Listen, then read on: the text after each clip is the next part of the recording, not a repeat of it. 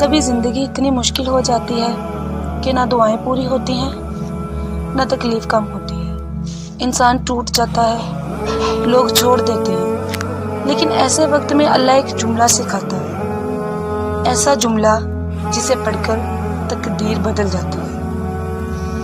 یہ وہ الفاظ ہیں جو سیدنا ابراہیم علیہ السلام نے آگ میں پھینکے جاتے وقت کہے تھے. صحیح بخاری میں ہے، حسبنا اللہ و نعم الوکیل، ہمیں اللہ کافی ہے اور وہ بہترین کارساز ہے. اللہ نے آگ کو حکم دیا، یا نار کونی بردن و سلام، اور آگ ٹھنڈی ہو گئی. یعنی جب انسان اللہ پر چھوڑ دے تو آگ بھی نقصان نہیں دیتی. یہ الفاظ صحابہ کرام نے بھی کہے جب دشمن ڈرا رہے تھے. قرآن کہتا ہے حسبنا اللہ و نعم الوکیل. پھر کیا ہوا؟ فانقلبوا بنعمت من اللہ وفضل. ترجمہ: اللہ نے انہیں فضل و نعمت کے ساتھ کامیابی عطا کی اور ایمان نے دشمن کو ہرا دیا. رسول اللہ صلی اللہ علیہ وآلہ وسلم نے فرمایا، اگر تم اللہ پر بھروسہ کرو جیسے کرنے کا حق ہے تو تمہیں رزق بھی ویسے ملے گا جیسے پرندوں کو ملتا ہے. ترمذی. پرندے نہ فکروں میں مرتے ہیں نہ حساب میں، بس اڑتے ہیں اور اللہ دیتا ہے. ہم بھی اگر سچے دل سے یہ پڑھ لیں تو اللہ ہمارے راستے کھول دیتا ہے.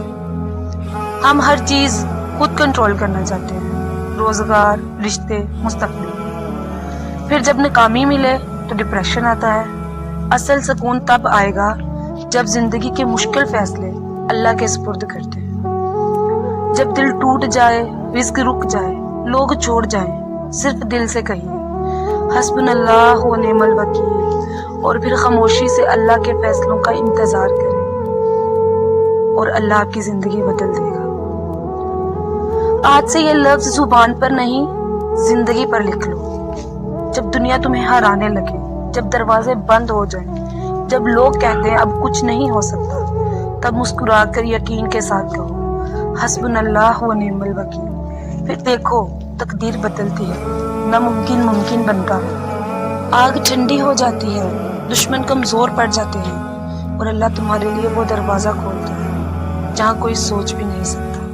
یاد رکھو، جسے اللہ کافی ہو جائے دنیا اس کا کچھ نہیں بگاڑ سکتی.